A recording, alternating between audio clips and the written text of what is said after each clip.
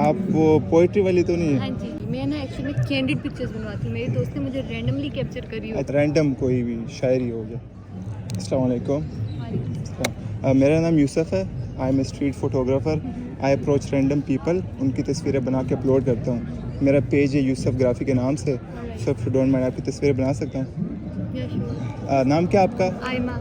आयमा. हाँ जी. आप वो पोइट्री वाली तो नहीं है? हाँ जी. अच्छा अच्छा.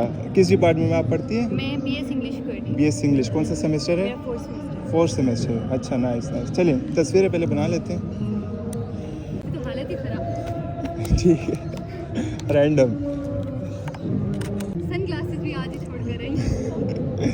जैसे एक कैप उतारती हूँ बाल में खराब हो जाता है.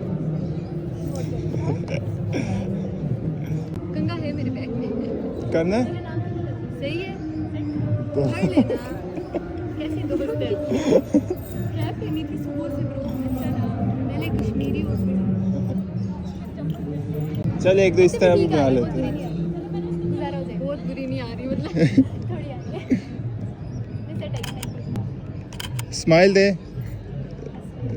नहीं नहीं यार, दान लगता है कोई जोक सुनाना पड़ेगा इस तरह. मुझे देखिए कैसे हंस रही. एक लास्ट स्माइल हो जाए. ठीक है.